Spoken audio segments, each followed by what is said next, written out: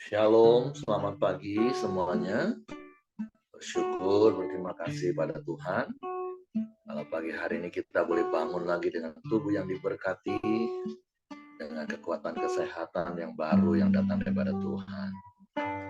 Kita bersyukur, berterima kasih buat kasih setia Tuhan yang selalu baru setiap pagi dalam hidup kita. Dan kita boleh menikmati kebajikan dan kemurahan Tuhan yang terus mengikuti hidup kita di sepanjang umur hidup kita.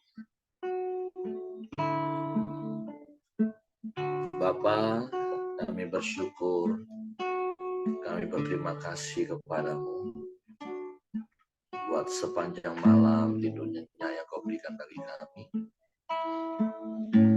Pagi hari ini kami boleh bangun lagi dengan tubuh yang diberkati, dengan kekuatan kesehatan yang baru yang datang daripada Tuhan. Kami bersyukur buat penyertaan-Mu, buat pemeliharaan-Mu yang terus kau nyatakan dalam hidup kami. Buat kasih setiamu yang selalu baru setiap pagi. Buat rahmat-Mu yang tak habis-habisnya, yang terus kau nyatakan dalam hidup kami. Sungguh Engkau Bapa yang baik bagi kami. Engkau sungguh baik, Engkau sangat baik, Engkau selalu baik. Terima kasih, terima kasih. Bapa,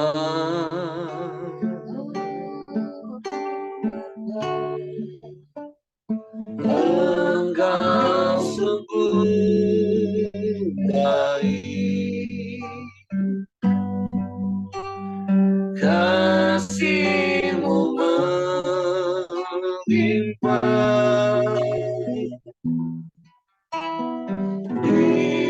hidupku.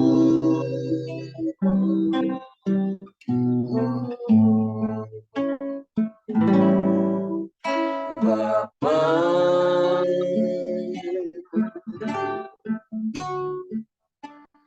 ku berterima kasih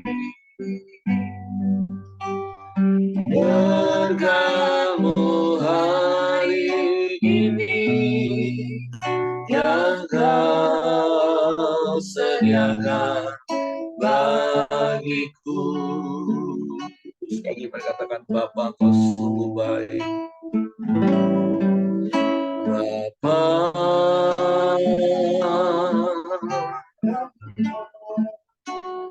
Engkau sungguh baik, kasih-Mu melimpah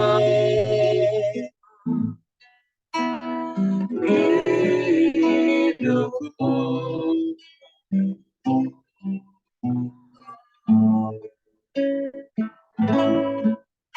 Bapa,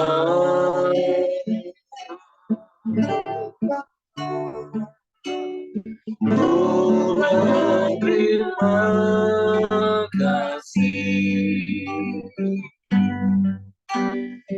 berkat-Mu hari ini yang Kau sediakan bagiku.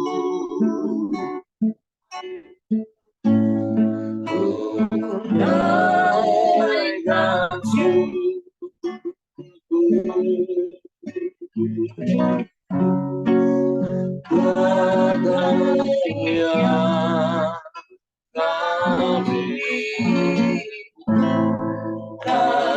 habis-habisnya kasih dan rahmat-Mu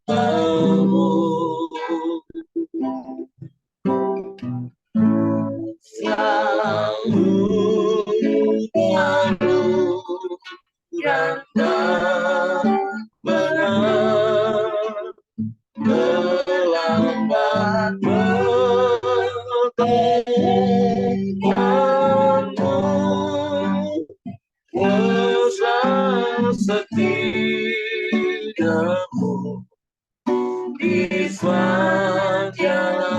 hidupku.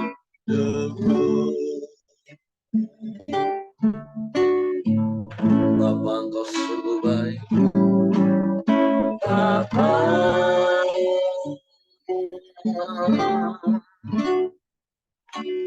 Engkau sungguh baik. Kasih-Mu melimpah hidupku.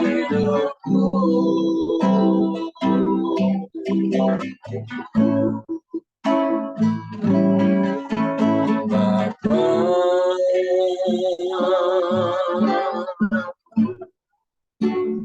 ku berterima kasih. Amin.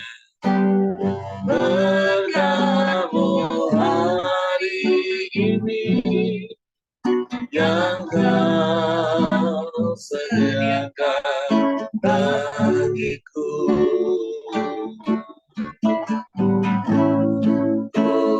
Tunaikan syukurku.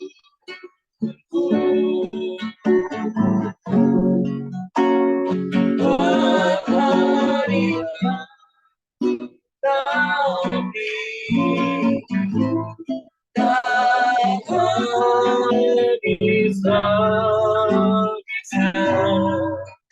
kasih dan rahmat-Mu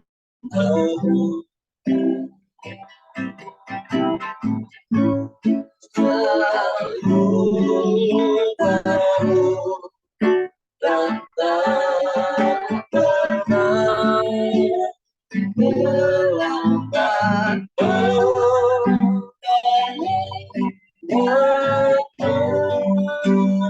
Besar setiamu di sepanjang hidupku. Tunaikan syukurku. Tunaikan syukurku. Buat hari yang Kau beri,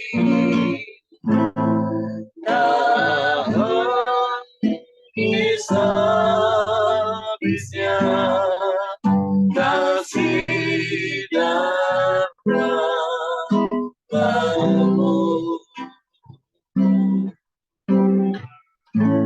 selalu baru dan tak pernah terlambat.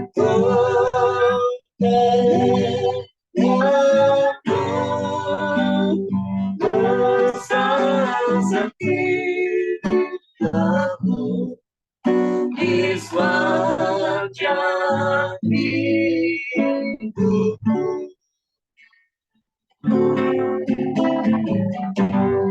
Besar setiamu, besar setiamu, besar setiamu,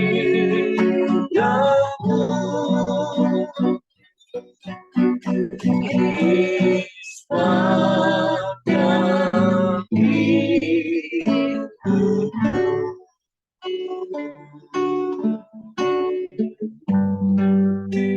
Besar setiamu di sepanjang hidup kami.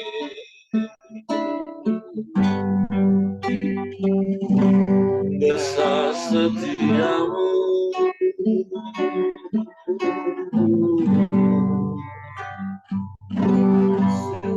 kami bersyukur.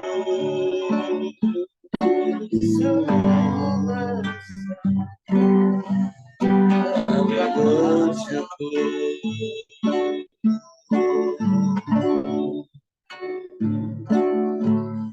Kami sembah, kami sembah, kami sembah.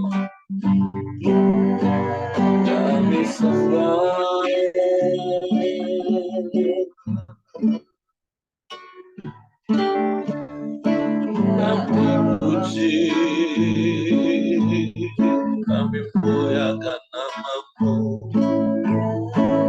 Yesus. Tuhan, kami bersyukur, Kau Bapa yang baik, Kau Bapa yang mulia, Kau Bapa yang setia. Kami puji, kami sembah.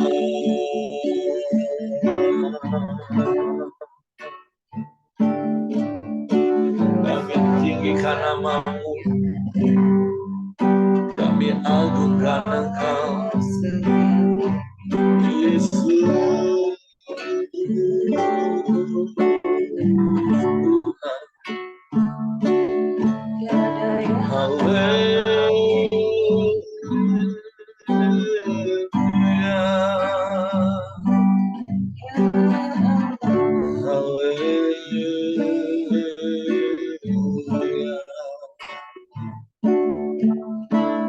Terpujilah nama-Mu, terpujilah nama-Mu, Yesus.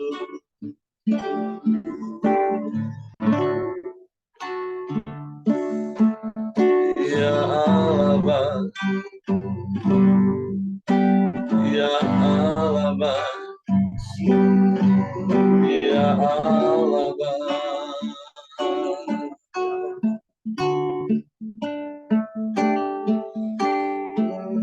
Engkau baik, Kau sungguh baik,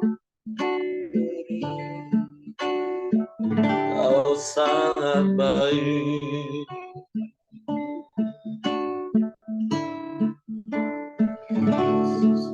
Terpujilah nama-Mu, terpujilah.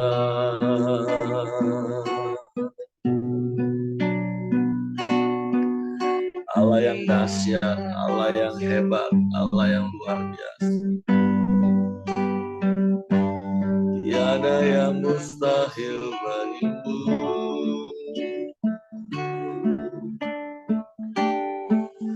Kami sembah, kami sembah, kami sembah. Kami puji, kami muliakan nama-Mu. Sebab Engkaulah pengharapan kami, Engkaulah pertolongan kami.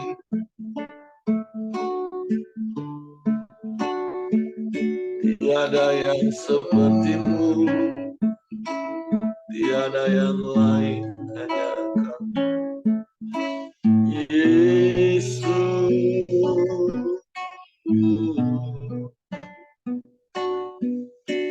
Terpujilah nama-Mu,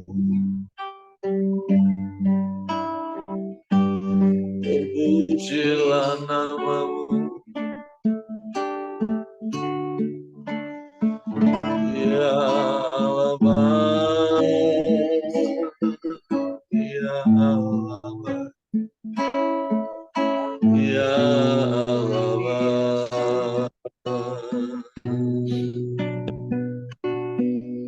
Hanya Engkau yang layak dipuji, hanya Engkau yang layak disembah.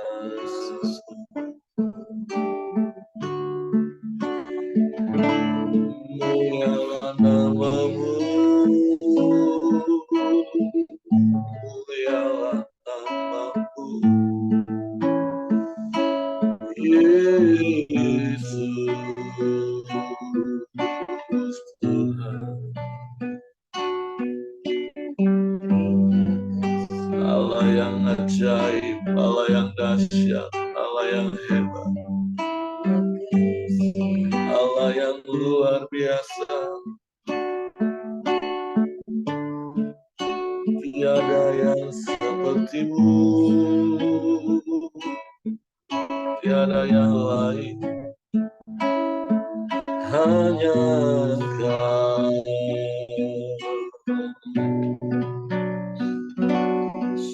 Terpujilah nama-Mu,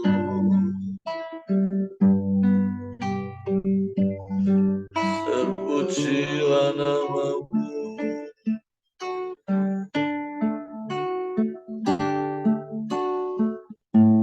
Haleluya, haleluya.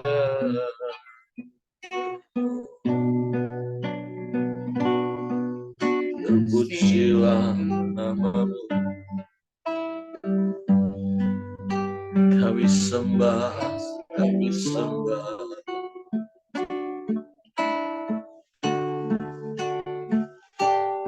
Kami puji,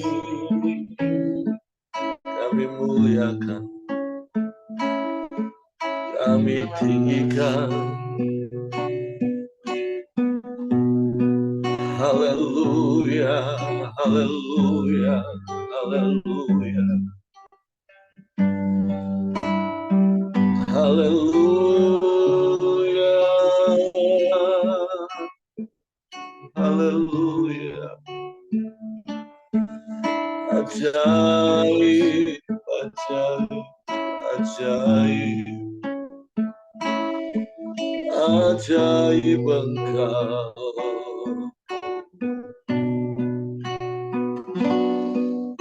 Ajaib,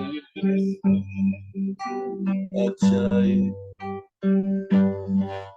Terima kasih, terima kasih. Haleluya, haleluya, haleluya, haleluya.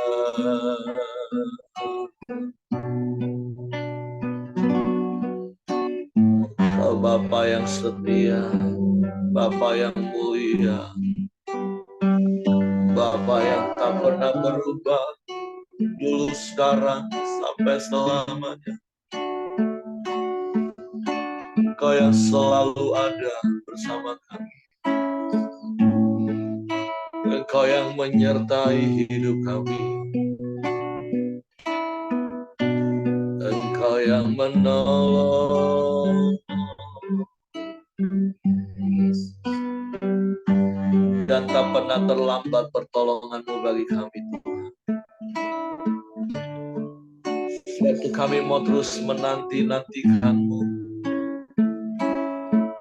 berharap dan percaya hanya kepada-Mu,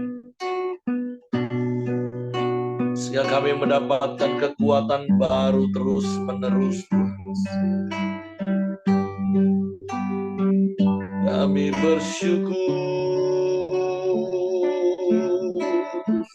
kami bersyukur. Terima kasih, terima kasih, terima kasih. Engkau baik, Engkau baik, Engkau baik Tuhan. Kau sungguh baik, Kau sangat baik. Selamanya Kau baik bagi kami. Haleluya, haleluya, haleluya.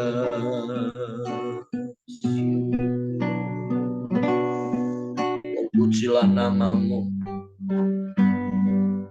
terpujilah nama-Mu, terpujilah nama-Mu, terpujilah nama-Mu, Yesus Tuhan,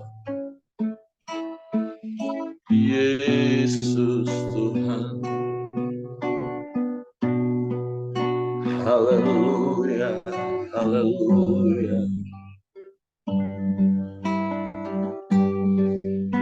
haleluya, haleluya.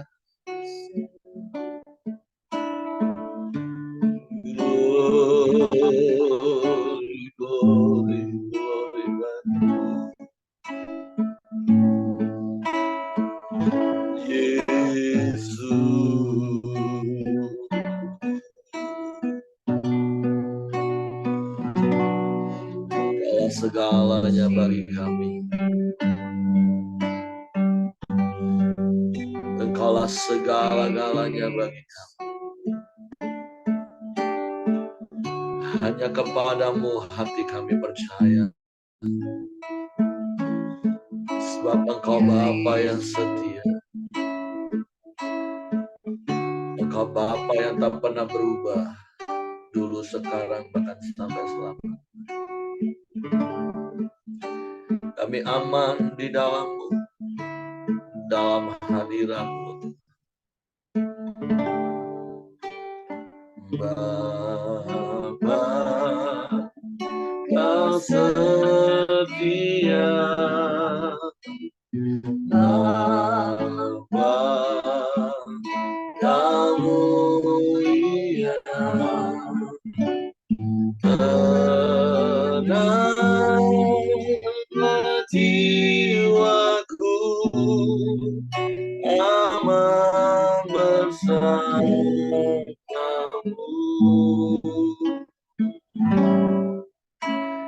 Lebih dari harta,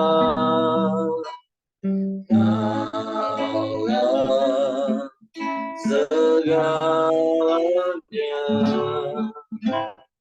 Tenanglah jiwaku, dalam hadirat-Mu. Kau tunjukkan kasih setiamu. Kau menyediakan yang ku perlu. Kau setia, Kau mulia, dulu, sekarang, dan selamanya.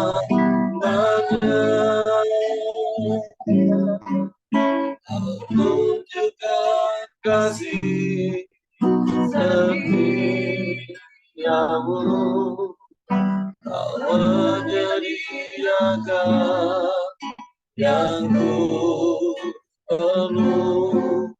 Kau setia, Kau mulia, Bapa, Kau setia. Sungguh Bapa, Kau yang setia bagi Bapa, Kau setia. Bapa, Kau mulia. Tenanglah jiwaku, aman bersamamu.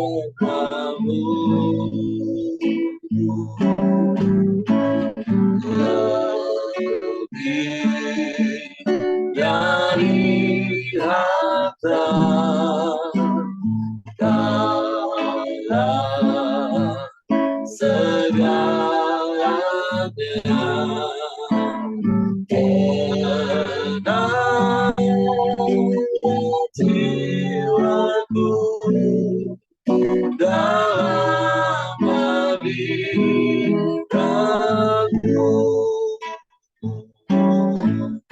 Kau tunjukkan kasih setiamu. Kau menyediakan yang ku perlu. Kau setia, Kau mulia, dulu, sekarang, dan selamanya. Kau tunjukkan kasih setiamu.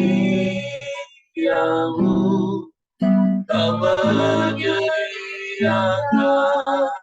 yang ku perlu. Kau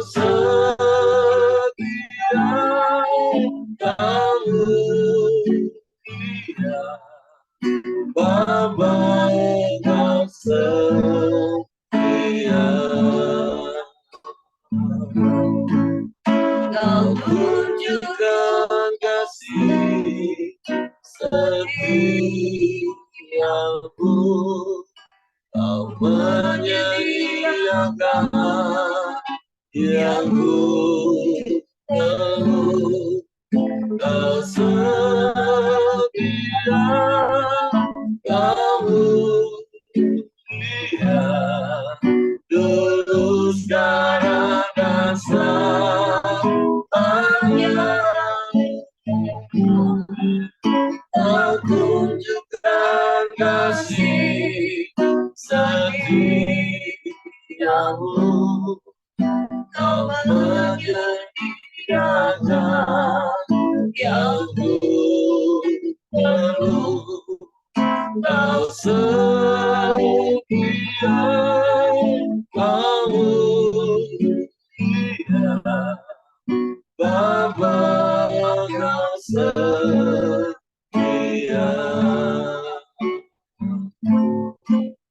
Kau setia,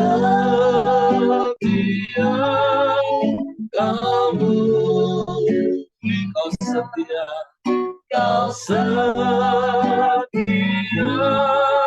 kamu kau setia, kau setia, kamu Bapa, kau setia.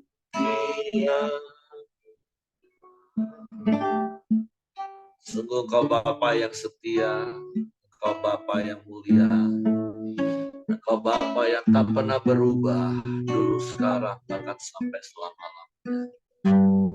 Engkau tetap Allah yang berkuasa dan berdaulat atas semesta. Juga Engkau yang berdaulat atas hidup kami. Dan kami bersyukur karena Engkau yang berdaulat atas hidup kami. Engkau yang mengendalikan semua yang ada dalam hidup kami. Karena kami mau hidup di dalam-Mu dan bergerak di dalam-Mu, Tuhan.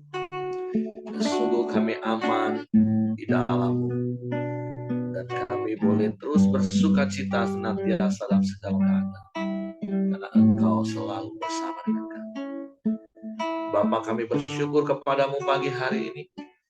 Kami mau siapkan hati kami untuk firman. Roh Kudus, tolong kami untuk mengerti dan memahami firman. Sehingga kami percaya firman dan kami melakukannya dalam hidup kami. Kami sambut firman-Mu dalam nama Yesus. Haleluya, haleluya. Amin. Oke, silakan Pak Yos. Ya, salam, selamat pagi, Pak Ibu. Pagi. Ya, hari ini kita sudah masuk ke 1 Samuel pasalnya yang ke-17. Baik, saya bacakan ya dari kitab 1 Samuel pasalnya yang ke-17. Judul perikopnya yaitu Goliat menantang tentara Israel. Orang Filistin mengumpulkan tentaranya untuk berperang. Mereka berkumpul di Soko yang di tanah Yehuda dan berkemah antara Soko dan Azeka di Epham Damim. Saul dan orang-orang Israel juga berkumpul dan berkemah di lembah Terbatin. Mereka mengatur barisan perangnya berhadapan dengan orang Filistin. Ya, jadi kalau kita baca di sini dikatakan bahwa orang Filistin itu sudah masuk ke wilayah Israel ya, itu bahkan mereka dikatakan sudah berkemah di Soko. Soko itu sudah bagian daripada Israel dan mereka berkumpul di sana dan kita lihat juga ini sebenarnya mereka akan memulai perperangan ya. Jadi kita akan lihat berikutnya, orang Filistin berdiri di bukit sebelah sini dan orang Israel berdiri di bukit sebelah sana. Ya, jadi di antara mereka ini sepertinya kan seperti ada bukit dan ada lembah begitu ya. Nggak langsung di tanah yang datar, mereka berhadap-hadapan. Lalu keluarlah seorang pendekar dari antara orang Filistin, namanya Goliat dari Gad. tingginya 6 hasta sejengkal. Saya coba-coba googling gitu ya. Satu hasta itu ukuran orang sana itu berapa ya? Satu hasta itu sekitar 45 cm. Ya, jadi kalau dikali itu sekitar 2,7 meter. Nah, kita tahu bahwa peralatan perang mereka itu kan besar-besar ya. Kalau ditambah sepatu, ditambah ketopang, bisa lebih dari 3 meter mungkin itu ya, tingginya si Goliat ini. Ketopang tembaga ada di kepalanya, dan ia memakai baju zirah yang bersisik. Baju zirah ini 5 sikal tembaga. Dia memakai penutup kaki dari tembaga, dan di bahunya memanggul lembing tembaga. Gagang tombaknya seperti pesa tukang tenun, dan mata tombak itu 600 sikal beratnya, dan seorang pembawa perisai berjalan di depannya. Saya hitung-hitung lagi ya, itu kalau menurut satu sikal itu ada sekitar 11,4 gram, jadi peralatan perangnya itu ada sekitar 60 kilo beratnya, ya, lebih berat dari satu karung beras, berarti dia punya pakaian-pakaiannya, dan dia punya ujung tombaknya itu sekitar 7 kilo beratnya. Ya, itu hanya ujungnya ya, belum termasuk gagang tombaknya ya. Mungkin itu bisa jadi sampai belasan kilo jadinya. Ia berdiri dan berseru kepada barisan Israel, katanya, kepada mereka, "Mengapa kamu keluar untuk mengatur barisan perangmu? Bukankah aku seorang Filistin, dan kamu adalah hamba Saul? Pilihlah bagimu seorang, dan biarlah ia turun mendapatkan daku." Jadi, eh, ini apa perperangan memang disengaja atau memang secara sporadik begitu kan? Di sini justru si Goliat itu menantang duel ya, artinya satu lawan satu. Bukan seperti perang biasa-biasa kan, semua main keroyok begitu ya. Nah ini diminta untuk satu lawan satu. Ya, jadi dalam sejarah bangsa Israel kan baru kali ini ya, perperangan itu biasanya perang sekaligus, ini perperangannya dia diminta untuk berduel satu lawan satu. Jika ia datang berperang melawan aku dan mengalahkan aku, maka kamu akan menjadi hambamu. Tetapi jika aku dapat mengungguli dia dan mengalahkannya, maka kamu akan menjadi hamba, kami akan takluk kepada kami. Pula kata orang Filistin, aku menantang hari ini barisan Israel, berikanlah kepadaku seorang, supaya kami berperang seorang lawan seorang. Ketika Saul dan segenap orang Israel mendengar perkataan orang Filistin itu, maka cemaslah hati mereka sangat ketakutan. Ya, sekali lagi, ini mengingatkan kembali ya, bangsa Israel ketika mereka mau masuk Kanaan, ya. Di sini sekali lagi, sekalipun satu lawan satu diminta ya, tapi orang Israel itu ketika mereka mau masuk ke Kanaan, melihat pengintai-pengintai, ya, mereka lihat katanya kan orang di Kanaan itu besar-besar kayak raksasa ya. Nah, sekali lagi ini dibilang juga mereka harus berperang, maksudnya satu lawan satu melawan seorang raksasa. Dan kita lihat bagaimana kembali mental ya, rasa cemas, rasa tidak percaya kepada Tuhan sebenarnya di sini ya.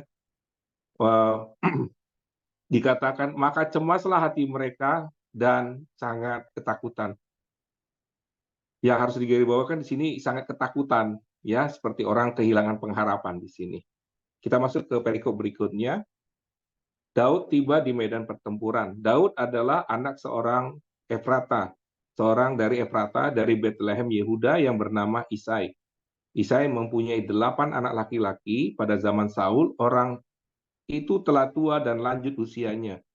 Ketika anak Isai yang besar-besar telah pergi berperang mengikuti Saul, nama ketiga anaknya yang pergi berperang itu adalah, yang tertua adalah Eliab, anak sulung, anak yang kedua adalah Abinadab, dan yang ketiga adalah Syama. Daudlah yang paling bungsu. Jadi ketiga anak yang besar-besar itu pergi mengikuti Saul, tetapi Daud selalu pulang daripada Saul untuk mengembalakan domba ayahnya di Bethlehem. Orang Filistin itu maju mendekati pada pagi hari dan pada petang hari. Demikianlah ia tampil di depan 40 hari lamanya. Usai berkata kepada Daud anaknya, ambillah untuk kakak-kakakmu berti gandum di Seva dan roti yang 10 ini, bawalah cepat-cepat ke perkemahan kepada kakak-kakakmu. Dan baiklah, sampaikan keju yang 10 ini kepada pasukan 1.000. Tengoklah apakah kakak-kakakmu selamat dan bawalah pulang suatu tanda dari mereka. Ya, jadi kita tahu, ya mungkin kita sudah sering dengar bahwa Daud, anak yang paling bungsu, ya sebenarnya adalah anak yang tidak pernah masuk hitungan. Ya, waktu Samuel juga mau mengurapi, ya dia dapat tanda bahwa Isai ini punya anak, ya ini memang yang tidak diperhitungkan. Tapi kita tahu sebelumnya bahwa Daud ini sudah diurapi, ya diurapi oleh Samuel, dan dia akan menjadi orang yang besar, menjadi raja nantinya, ya. Dan kita lihat juga di sini sebenarnya nggak ada rencana juga sih Daud untuk apa ketemu sama Goliat begitu, ya. Itu di luar rencana. Ini hanya pesan dari orang tuanya, dari ayahnya. Dia disuruh untuk melihat kondisi kakak-kakaknya yang ada di sana, dan di situ kita juga dia dititip makanan, ya, ada gandum dan roti, ya. Dan tolong pastikan bahwa kakak-kakakmu itu masih hidup, kan begitu, ya, dan bawalah tanda untuk disampaikan kepada orang tua mereka. Ayat 19, Saul dan mereka dan semua orang Israel ada di lembah Terbantin, tengah berperang melawan orang Filistin. Lalu Daud bangun pagi-pagi, ditinggalkannya lah kambing dombanya pada seorang penjaga, lalu mengangkat muatan dan pergi, seperti yang diperintahkan Isai kepadanya, sampailah ke perkemahan. Ketika tentara keluar untuk mengatur barisan dan mengangkat sorak perang, orang Israel dan orang Filistin mengatur barisannya, barisannya berhadapan dengan barisan. Ya, ini mereka siap berperang semuanya, tentara berhadapan dengan tentara, membentuk barisan. Lalu Daud menurunkan barang-barangnya dan meninggalkannya di tangan penjaga barang-barang tentara. Berlari-larilah Daud ke tempat barisan, sesampai di sana bertanyalah ia kepada kakak-kakaknya, apakah mereka selamat. Jadi dia memastikan, dia bertanya karena begitu banyak sekali bala tentara di sana, dia mungkin eh, tidak memungkinkan untuk mencari satu-satu, lalu bertanya kepada para tentara yang ada di sana. Sedang ia berbicara dengan mereka, tampillah maju pendekar itu, namanya Goliat, orang Filistin dari Gad, dari barisan orang Filistin. Ia mengucapkan kata-kata yang tadi juga, dan Daud mendengarnya. Ketika Samuel, orang Israel, melihat orang itu, larilah mereka daripadanya karena sangat ketakutan. Berkatalah orang Israel itu, sudahkah kamu lihat orang yang maju itu? Sesungguhnya ia maju untuk mencemooh orang Israel. Orang yang mengalahkan dia akan dianugerahi raja kekayaan yang besar, dan raja akan memberikan anaknya yang perempuan kepadanya, dan kaum keluarganya akan dibebaskan dari pajak Israel. Lalu berkatalah Daud kepada orang-orang yang berdiri di dekatnya, apakah yang akan dilakukan kepada orang yang mengalahkan orang Filistin itu dan menghindari cemooh dari Israel? Siapakah orang Filistin yang tak bersunat itu sampai ia berani mencemooh barisan daripada Allah yang hidup? Rakyat itu pun menjawab dengan perkataan tadi, begitulah akan dilakukan kepada orang yang mengalahkan dia. Ketika Eliab, kakaknya yang tertua, mendengar perkataan Daud kepada orang-orang itu, bangkitlah Eliab kepada Daud sambil berkata, mengapa engkau datang, dan siapakah yang kau tinggal, dan pada siapakah kau tinggalkan kambing domba yang 200 ekor itu di padang gurun? Aku kenal sifat pemberanimu dan kejahatan hatimu. Engkau datang kemari dengan maksud melihat pertempuran. Jadi ini bahasanya, mungkin kalau bahasa sekarang dibilang ini, kamu ini anak kecil, nggak usah ikut campur yang begini-beginian, ya. Sudahlah, ya. Kenapa kamu tinggalkan domba-domba di sana? Siapa yang mengurus itu semua, ya? Dan bahkan dia dicurigai, ya. Aku kenal sifat kejahatan hatimu, ya. Ini apa ya? Kayaknya meremehkan sekali dan penuh rasa curiga di sini, ya. Kita lihat bagaimana ketika seseorang yang tidak punya pengharapan, tidak punya hubungan dengan Tuhan, yang tidak bisa mengandalkan Tuhan, ya kita lihat tuh bagaimana orang bisa menjadi curiga seperti itu ya, curiga kepada orang lain gitu. Mungkin ini gambaran tentang bagaimana kalau ketika hati kita nggak beres, ada orang dengan maksud untuk menolong kita, sifat hati kita tuh kita curiga, ini orang jangan-jangan punya maksud-maksud yang nggak baik. Padahal bisa saja ya Tuhan pakai orang lain untuk menolong kita. Tapi ketika hati kita nggak beres, ya, yang ada adalah kita menjadi curiga dengan orang lain. Ya, di ayat ke-9, 29 dikatakan, tetapi jawab Daud, apa yang ku perbuat hanyalah bertanya saja. Ya, Daud kembali bilang, aku nggak bikin macam-macam, aku hanya bertanya saja, apakah nggak boleh ya. Lalu berpalinglah ia daripadanya kepada orang lain dan menanyakan yang sama, dan rakyat memberi jawaban kepadanya seperti tadi. Terdengarlah kepada orang perkataan yang diucapkan Daud, lalu diberitahukannya lah kepada Saul, dan Saul menyuruh memanggil dia. Berarti kalau kita lihat di sini memang ini percakapan cukup seru ya. Artinya menjadi perdebatan yang dilihat oleh banyak orang sampai salah satu dari tentara itu menyampaikannya kepada Saul, ya. Dan Saul menyuruh memanggil dia. Berkatalah Daud kepada Saul, janganlah seorang menjadi tawar hati karena dia. Hambamu ini akan pergi melawan orang Filistin ini. Ya, kita lihat lagi kembali bagaimana Daud yang sudah diurapi, ya, justru dia berani bilang kepada raja ini, kalau begini modelnya ya, kalau semua orang menjadi tawar hati, ya, terus bagaimana gitu ya? Dia bilang kita ini justru ya ketika berperang nggak boleh merasa sepertinya tidak ada pengharapan, ya. Dia bilang justru saya berani gitu loh untuk melawan orang Filistin ini, ya. Jadi kita lihat juga bagaimana ya Daud yang sudah diurapi ini, ya, ketika melihat seorang raksasa yang ini tentara ini kan raksasa ya, yang sebesar itu ya. Kalau dia juga melihat kepada kondisi dirinya, kalau dia fokus kepada fisik, ya fokus kepada apa yang ada pada dirinya, terus melihat raksasa yang sebesar itu pakai baju perang yang lengkap ya, pakai tombak, pakai apa ya, topinya kan topi baja gitu ya. Bagaimana mungkin ya melawan seorang yang kecil seperti ini? Ya kita lihat tetapi bagaimana Daud ini dia tidak fokus kepada masalah, tapi kita belajar bagaimana dia fokus kepada Tuhan, ya. Berkatalah Daud kepada Saul, janganlah seorang menjadi tawar hati karena dia, hambamu ini akan pergi melawan orang Filistin itu. Tetapi Saul berkata kepada Daud, tidak mungkin engkau dapat menghadapi orang Filistin ini untuk melawan dia, sebab engkau masih muda, sedangkan dia sejak masa mudanya telah menjadi prajurit. Tetapi Daud berkata kepada Saul, hambamu ini biasa mengembalakan kambing domba ayahnya. Apabila singa atau beruang yang menerkam seorang domba dari kawannya, maka aku mengejarnya, menghajarnya, dan melepaskan domba itu dari mulutnya. Kemudian apabila ia berdiri menyerang aku, maka aku menangkap janggutnya lalu menghajar dan membunuhnya. Baik singa maupun beruang telah dihajar oleh hambamu ini, dan orang Filistin yang tidak bersunat itu, ia akan sama seperti salah satu daripada binatang itu, karena telah mencemooh barisan daripada Allah yang hidup.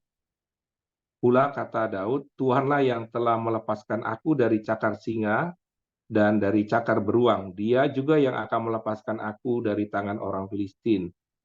Lalu kata Saul kepada Daud, pergilah, Tuhan akan menyertai engkau.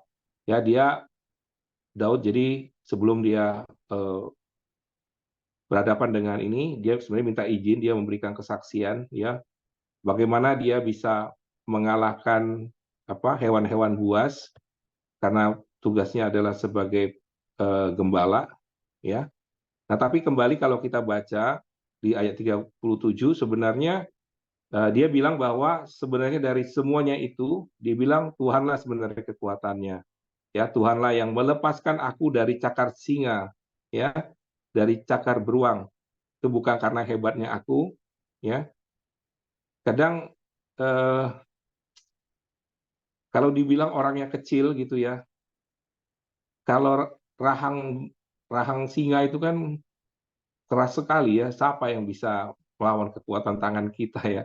Sedangkan kita lihat sebenarnya Daud ini kan orangnya kecil, ya kan? Bagaimana dia bisa iniin apa rahangnya singa kan gitu ya. Sebenarnya kalau menurut ini kita nggak masuk akal ya. Tapi Tuhan itu kan bukan Tuhan yang hanya natural saja, Tuhan yang supranatural ya. Artinya apa? Natural itu kan ada hukum alam ya. Itu kekuatannya berapa kekuatan lengan kita gitu loh untuk apa menahan atau bisa mengangkatkan mulut rahang singa begitu ya. Tapi ini adalah hal-hal yang supranatural ya, hal-hal yang memang kalau kita pikirkan dengan kekuatan dia itu nggak mungkin dilakukan ya. Nah kembali lagi Daud itu bersaksi, justru ini kesempatan dia untuk bersaksi bagaimana hebatnya Tuhan, bagaimana luar biasanya Tuhan. Ya kita nggak perlu takut dengan raksasa-raksasa yang ada di sekitar kita begitu ya. Nah, Saul lalu mengenakan baju perangnya kepada Daud. Ditaruhnyalah ketopang tembaga di kepalanya dan dikenakanlah baju zirah kepadanya. Lalu Daud mengikat pedangnya di luar baju perangnya. Kemudian ia berjalan sebelum pernah dicobanya. Maka berkatalah Daud kepada Saul, aku tidak dapat berjalan dengan memakai ini sebab aku belum pernah mencobanya. Ya, jadi ketika Saul tahu kondisinya dia yang kecil ini, supaya badannya terlindung menghadapi raksasa yang juga menggunakan pakaian perang yang berat dan dari besi itu, dia menawarkan pakaian besi juga.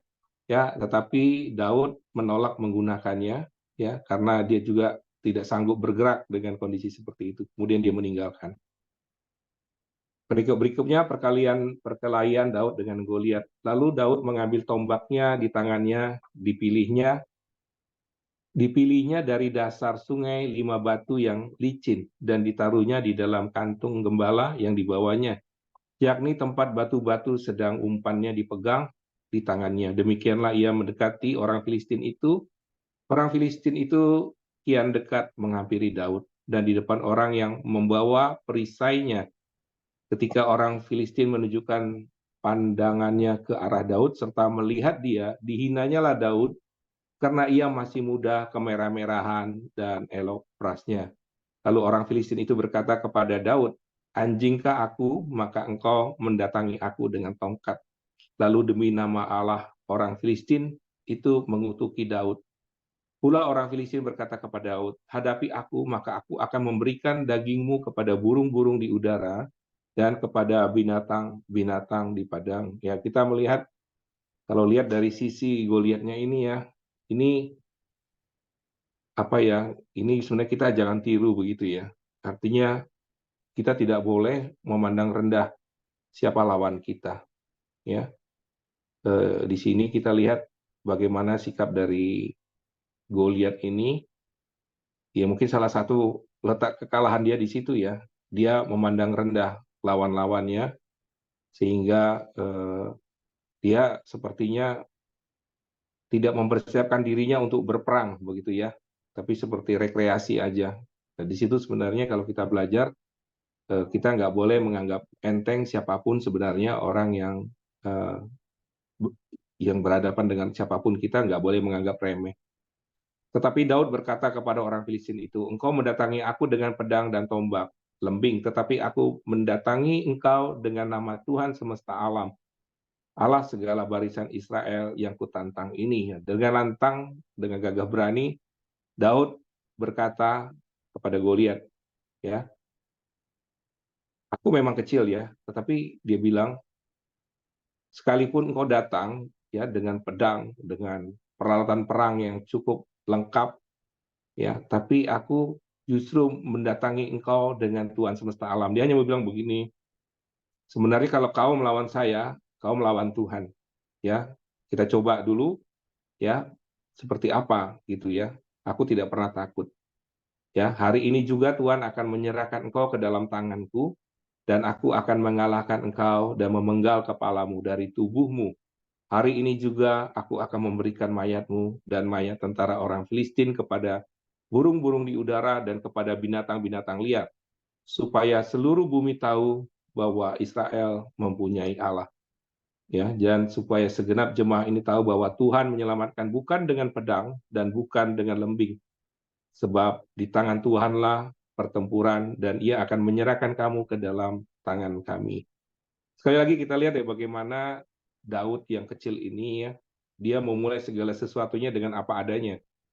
Ya, dia tidak kalau dia biasa melawan di lapangan dengan batu, dia cuma mengandalkan batu itulah. Ya, nggak ada lagi tambah-tambahan. Entah dia pakai panah begitu ya, atau dia tambah tombak atau pisau yang lebih tajam lagi gitu, enggak.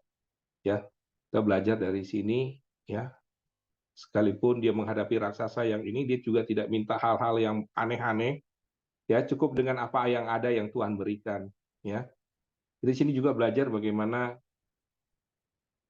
Daud itu bisa memaksimalkan talenta yang Tuhan berikan, ya dengan apa yang ada, dia berani, ya karena memang dia sudah diurapi, ya dan dia percaya sekali pada Tuhan, Tuhan pasti menolong dia dan melepaskan dia gitu ya.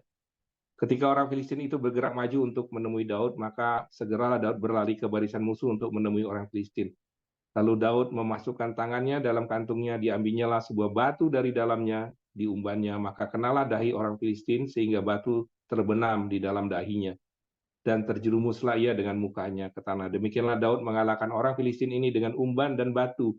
Ia mengalahkan orang Filistin itu dan membunuhnya tanpa pedang di tangannya. Daud berlari mendapatkan orang Filistin, lalu berdiri di sebelahnya. Diambilnyalah pedang, dihunusnyalah dari sarungnya, lalu menghabisi dia, dipancungkanlah kepalanya dengan pedang itu. Ketika orang Filistin melihat bahwa pahlawan mereka telah mati, maka larilah mereka, maka bangkitlah orang-orang Israel dan Yehuda. Mereka bersorak-sorai mengejar orang Filistin sampai dekat Gad dan sampai pintu Ekron, dan orang-orang yang terbunuh dari Filistin bergelimpangan di jalan di Saaraim, sampai Gad dan sampai ke Ekron. Kemudian pulanglah orang Israel dari pemburuan hebat atas orang Filistin, lalu menjarah perkemahan mereka. Dan Daud mengambil kepala orang Filistin yang dipancungnya itu dan membawanya ke Yerusalem. Tetapi senjata-senjata orang itu ditaruhnya dalam kemahnya. Ketika Saul melihat Daud pergi menemui orang Filistin, berkatalah dia kepada Abner, panglima tentaranya, "Anak siapakah orang muda ini?" Jawab Abner, "Demikian Tuhan, hidupku ya Raja, sesungguhnya aku tidak tahu." Ya, jadi ketika Saul mendengar bahwa Daud bisa mengalahkan Goliat ini, dia justru bertanya ya, sebenarnya anak siapa? Kita lihat bagaimana gak ada orang pun satupun yang tahu ya, Daud ini siapa. Ya, jadi kita lihat juga bagaimana peperangan ini kan ini sebenarnya eh, kita lihat sebenarnya Tuhan yang berperang begitu ya, bukan Daudnya, bukan ininya.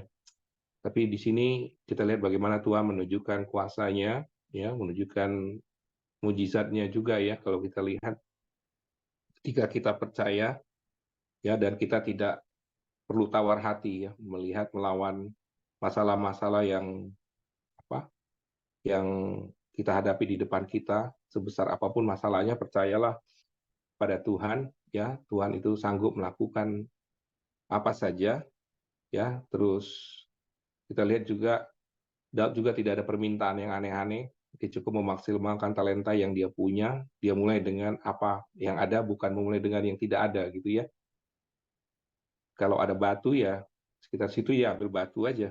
Tapi dia percaya bahwa ketika dia berperang, ya sebenarnya Tuhanlah yang berperang buat dia. Ya, ketika Daud kembali sesudah mengalahkan orang Filistin itu, maka Abner memanggilnya dan membawanya menghadap Saul. Sedang kepala Filistin itu masih ada di tangannya. Kata Saul kepadanya, "Anak siapakah engkau orang muda ini?" Jawab Daud, "Anak hamba Tuanku Isai, orang Bethlehem ini." Jadi satu juga yang kita lihat, Daud ini punya respon yang bagus. Ya, mungkin kita nggak tahu siapa Daud itu yang pernah mengalahkan singa, mengalahkan beruang. Ya, justru Daud dikenal karena ada Goliat. Ya, dia dikenal karena ada masalah besar, dan respon dia ini ada kesempatan dia ambil. Ya, bukan dia bilang, adalah nanti biar aja lah, siapa tahu nanti ada yang bisa lawan si ini ya, tapi enggak, dia justru ngambil kesempatan dia untuk ini. Jadi Daud nggak ada apa-apanya kalau nggak ada Goliat. Daud tuh bukan siapa-siapa kalau nggak ada Goliat. Kita pun begitu, kita pun kalau nggak ada masalah yang besar, kita tuh bukan siapa-siapa. Kalau kita nggak berani ambil tanggung jawab yang besar, ya Tuhan juga nggak bakal mau mempercayakan kita kepada hal-hal yang lebih besar. Itu aja Pak Heri, saya serahkan ke Pak Heri. Oke, terima kasih Pak Yosia. Statement terakhir itu yang sungguh menggugah kita. Kita nggak akan jadi siapa-siapa kalau kita nggak pernah menghadapi masalah yang besar. Karena justru ketika kita menghadapi masalah yang besar lah, orang akan melihat bahwa hidup kita ada Allah yang besar, yang lebih besar daripada setiap persoalan. Oleh sebab itu jangan pernah hilang pengharapan, karena kita punya Allah yang besar, yang jauh lebih besar dari masalah apapun yang kita hadapi. Jadi dari kisah ini, inti yang saya dapat adalah inilah perbedaan orang yang punya pengharapan dan tidak. Orang yang tidak punya pengharapan itu bisa sasaran empuk untuk iblis mengintimidasi hidupnya, sehingga dia hidup dalam ketakutan. Tapi orang yang punya pengharapan, keyakinan akan Tuhan, dia adalah orang yang berani menghadapi masalah sebesar apapun, karena dia punya pengharapan bahwa Allah yang dia sembah jauh lebih besar dari masalahnya. Jadi mari jangan pernah hilang pengharapan, terus punya keyakinan kita punya Allah yang besar. Seperti lagu yang sering kita nyanyikan, aku punya Tuhan yang besar. Amin Bapak Ibu. Itu saja yang saya tambahkan. Saya serahkan kepada Hengki. Heng? Ya, mari kita masuk dalam doa kita. Silakan Ko Johan, nanti ditutup sama Pak Yosia. Ya, mari kita berdoa. Bapak, terima kasih atas kebaikan-Mu. Kami sudah bangun dengan tubuh yang sehat, Tuhan. Kami sudah memuji, menyembah, dan mendengarkan firman-Mu ya Bapak. Biarlah selalu firman-Mu itu yang menyejukkan hati kami, yang memberikan kami kekuatan, yang memberikan kami kemampuan untuk berjalan bersamamu Tuhan, dan mengandalkan Engkau sebagai Tuhan dan Juru Selamat, pelindung penyerta kami ya Bapa. Ajarin kami terus Tuhan, berjalan bersamamu, berjalan dalam kebenaran-Mu, dipimpin, dituntun, dikuasai oleh Engkau ya Bapa. Kami berdoa Tuhan untuk Pak Budi ya Bapa. Biarlah bilur-bilur-Mu sudah menyembuhkan Pak Budi Tuhan. Semua sel-sel kanker, sel-sel dan organ-organ tubuh, biarlah itu Engkau perbaruin Tuhan. Sehingga menjadi sembuh, sehat, dan nama Tuhan dipermuliakan. Berkati juga istri dan anak-anak menantunya ya Bapa, Engkau berkati. Jadikan berkat dimanapun Pak Budi berada ya Bapa. Dan jadikan kesaksian bahwa Tuhan hidup. Terima kasih Tuhan Yesus, kami berdoa juga untuk penilaian akreditasi Rumah Sakit Utama Husada Jember. Kiranya kuasa Tuhan nyata, semua berjalan lancar, dan akreditasinya itu mendapat nilai yang terbaik Tuhan. Berkati para dokter, berkati para staf di rumah sakit itu ya Bapa, sehingga Tuhan saja yang dipermuliakan. Kami berdoa juga untuk bangsa dan negara kami Indonesia Tuhan. Ya Indonesia ini selalu menjadi kebanggaan-Mu, menjadi aman, makmur, sejahtera ya Bapa, dipimpin oleh Engkau. Berkati terus para pemimpin kami, Presiden, Wakil Presiden, segenap aparatur negara Tuhan, DPR, MPR, TNI, Polri, biar bersatu hati, memiliki roh yang takut akan Tuhan, memiliki nilai-nilai yang baik dalam Tuhan ya Bapa, dan memiliki kesatuan hati untuk memajukan Indonesia ini ya Bapa. Jauhkan ketidakbersatuan, jauhkan dari segala bencana ataupun malapetaka di Indonesia ini Bapa. Dan Engkau lindungi, Engkau sertain, terutama anak-anak-Mu Tuhan, terutama hamba-hamba-Mu Tuhan. Biarlah nama Tuhan dipermuliakan dan kami menjadi kesaksian. Terima kasih Tuhan. Mari kita berdoa Bapa kami. Bapa kami yang di surga, dikuduskanlah nama-Mu, datanglah kerajaan-Mu, jadilah kehendak-Mu di bumi seperti di surga.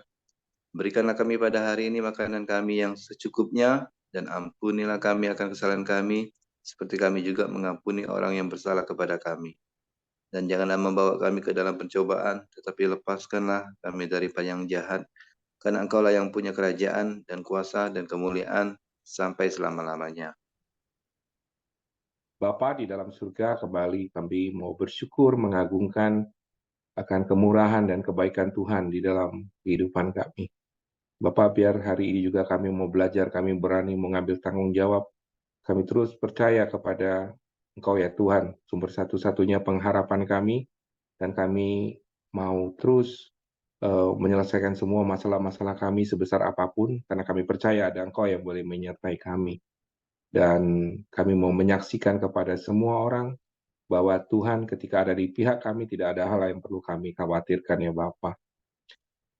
Terima kasih Bapak, kiranya damai sukacita, damai sejahtera dari Allah Bapa kita di dalam nama Tuhan Yesus Kristus dan persekutuan dengan Allah Roh Kudus hari ini sampai dengan selama-lamanya. Amin. Oke, semangat pagi, selamat beraktivitas, Tuhan memberkati.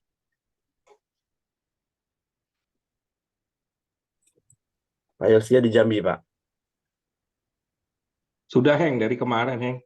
Oh,